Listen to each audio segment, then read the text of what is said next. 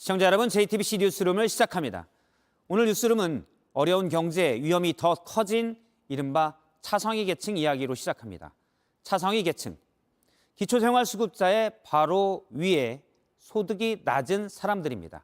그래서 정부의 지원도 적습니다. 경기도 성남에서 모녀가 생활고에 스스로 극단적인 선택을 한 사실이 뒤늦게 알려졌습니다. 이들은 늘 빚에 시달렸지만 조금의 소득이 있었고 그래서 정부의 직접 지원 대상에서 벗어나 있었습니다. 결국 이들은 폐를 끼쳐 미안하다며 스스로 삶을 정리했습니다. 먼저 이승환 기자입니다. 빈집 현관문은 잠겼고 불은 꺼져 있습니다. 한 달 가까이 드나든 사람 없는 집은 문 밖에서도 스산합니다.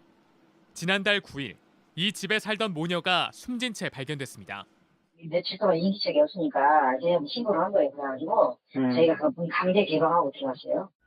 70대 어머니와 40대 딸, 18평 집에 10년 넘게 월세로 살았습니다.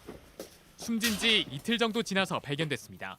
시금치를 갖고 올라오셨어요. 먹어보라고. 전화해봐. 신랑 가고 안 받아. 2장짜리 유서가 이들의 마지막 목소리입니다. 장사하면서 빚이 많아졌다. 폐를 끼쳐 미안하고 또 미안하다고 남겼습니다. 어머니는 소득이 없었고 몸이 아팠습니다. 40대 딸이 의류 장사를 했는데 벌이는 적을 땐 50만 원, 많으면 200만 원을 오갔습니다. 살기가 힘들어도 소득이 있는 차상위 계층이니 직접 지원 대상에선 비켜나 있었습니다. 여기저기서 돈을 빌렸는데 빚독촉에 시달렸습니다. 항상 깔끔하고 누구한테 피해 주려고 했던 사람도 아니고. 마지막 결정은 더 이상 피해주지 않는 것이었습니다. 삶을 스스로 거두기 며칠 전 쓰던 물건을 정리했습니다. 살림살이를 나는 왜 저렇게 거기를 했더니 할머니가 빚이 있었구나. 이 생각이 나서. 부검을 마친 모녀는 장례 없이 함께 안치됐습니다. JTBC 이승환입니다. 정부에는 복지 사각지대를 발굴하는 시스템이 있습니다. 일정 기간 전기료나 통신료, 건강보험료 등을 내지 않으면 혹시 위기 가구인지 체크합니다. 하지만 모녀는 힘들어도 전기료 같은 공과금이나 월세는 밀리지 않았습니다. 그래서 오히려 찾지 못했습니다. 차상위 계층의 더 위험한 또 하나의 사각지대입니다. 정혜성 기자입니다.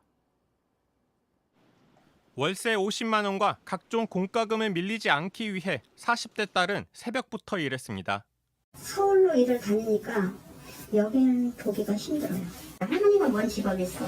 다리 아파서 저기 병원 치료받고 그러는데. 마지막 순간 모녀는 남은 계약 기간 8개월치 월세를 걱정했습니다. 유서에 보증금 500만 원으로 월세를 처리해달라고 썼습니다. 하지만 스스로 버티려는 마음 탓에 오히려 복지 사각지대에 놓였습니다. 빚과 이자는 점차 늘었지만 월세와 공과금은 밀린 적이 없습니다. 결국 지자체의 감시, 지원 체계에서 소외됐습니다. 통상적으로 봤을 때는 생계를 꾸릴 수 있는 상황이기 때문에 저희가 보호할 수 있는 기준에 부합하지는 않아서. 지난해 11월 정부는 이런 위기 가구도 놓치지 않고 지원한다며 채무 정보 등도 본다는 계획을 세웠지만 아직 시행 전입니다. 모녀는 차상위 계층으로 기초생활수급자 바로 윗계층입니다. 자산은 없지만 의식주는 가능한 차상위 계층은 전국적으로 31만 9천 가구입니다. JTBC 정혜성입니다.